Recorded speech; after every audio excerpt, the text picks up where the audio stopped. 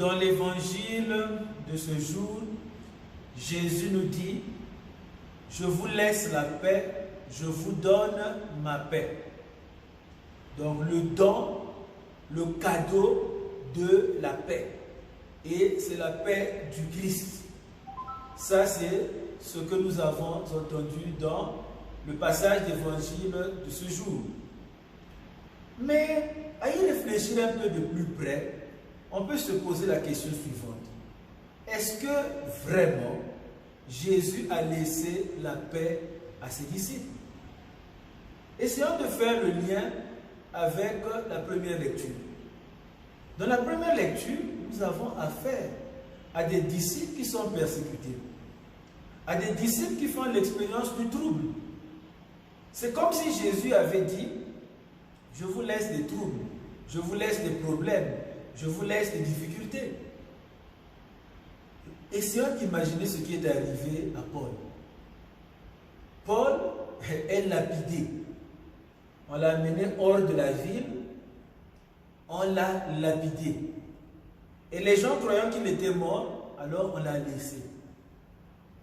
Et voilà, quand les autres disciples sont venus autour de lui, sachant que finalement, il y a des frères autour de lui, il a pris courage de se lever. Entre parenthèses, Paul a ici un goût de ce que ça veut dire être lapidé, puisque c'est le même qui approuvait la lapidation d'Étienne. N'oublions pas ce passage où on nous dit que les gens qui étaient en train de lapider Étienne avaient amené Étienne hors de la ville. Et ils avaient laissé leurs vêtements au pied d'un jeune homme appelé Saul.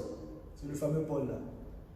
Et Saul approuvait ce meurtre. Il approuvait. Maintenant lui-même, il a un goût de ce que ça veut dire être lapidé. Mais il a la chance, il n'a pas perdu sa vie.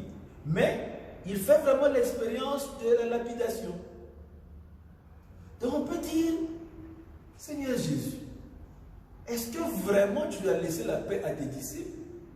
Ou tu leur as laissé des problèmes? D'où vient-il que tes apôtres, tes missionnaires, tes envoyés soient autant persécutés? D'où vient-il que ton église, qui est ton corps, soit autant persécutée et tu nous dis, je vous laisse la paix? Mais, les amis, pour mieux comprendre la paix de Jésus, il faut lire l'ensemble de ce qu'il dit. Il dit, ce n'est pas à la manière du monde que je vous donne cette paix. Donc c'est une paix d'une autre catégorie. C'est un shalom qui n'entre pas dans la définition de la paix à la manière du monde. Et la manière de recevoir cette paix, ce n'est même pas aussi la manière dont le monde donne sa paix. Il dit, ce n'est pas la manière du monde. Cette paix que Jésus donne, c'est un cadeau. C'est la paix qui vient de Dieu. Et cette paix-là, c'est la même paix que l'Esprit Saint sème dans le cœur. Parce que l'Esprit Saint, c'est l'Esprit de la paix. Et donc, le monde qui ne comprend pas qui est Dieu, le monde qui ne comprend pas qui est le Saint-Esprit, le monde qui ne comprend pas qui est Jésus, le monde ne peut pas comprendre cette paix que Jésus donne. Mais la paix que Jésus donne, c'est une paix qui est compatible avec les épreuves, qui est compatible avec les difficultés. De sorte qu'on peut dire, celui qui reçoit la paix de Jésus-Christ, même lorsqu'il est persécuté, il est en paix. Donc, la preuve que Paul, qui a été lapidé, n'était pas quelqu'un qui avait perdu sa paix avec sa lapidation, c'est qu'il s'est levé. Et puis, qu'est-ce qui s'est passé? Il n'est pas parti s'asseoir pour dire que non, voilà, c'est fini.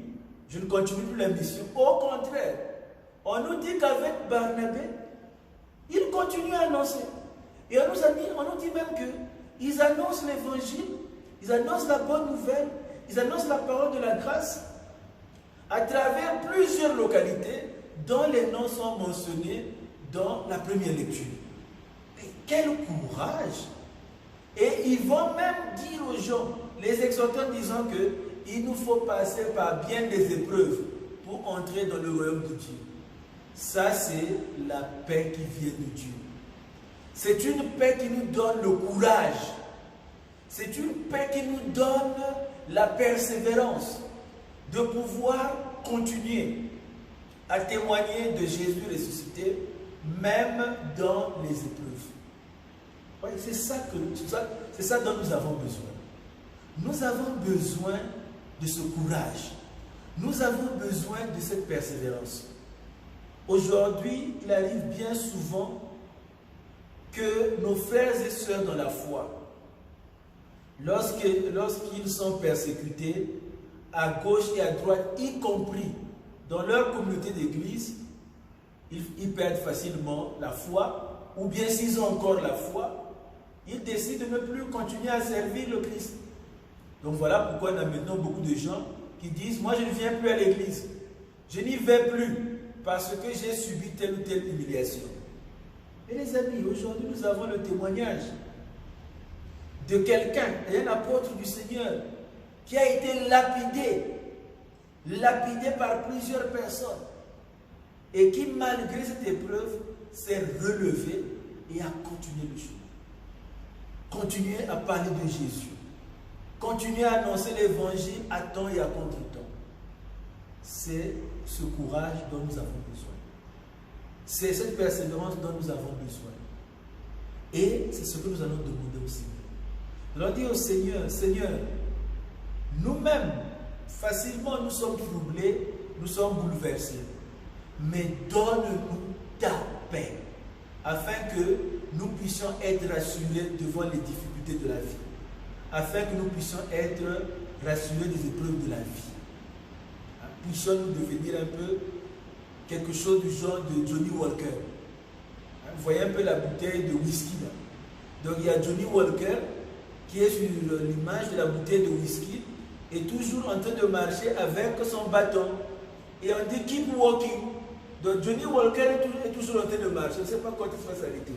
Donc nous aussi, devenons un peu aussi de ces Johnny Walker là qui est en train de marcher malgré, je ne sais pas, les intempéries de la vie, mais on continue à marcher. C'est cela être chrétien. C'est cela être disciple de Jésus.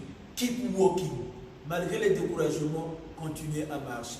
Puisse le Seigneur nous donner son Esprit Saint et sa paix, afin que nous puissions continuer à marcher à la suite du Christ jusqu'à la plénitude du royaume.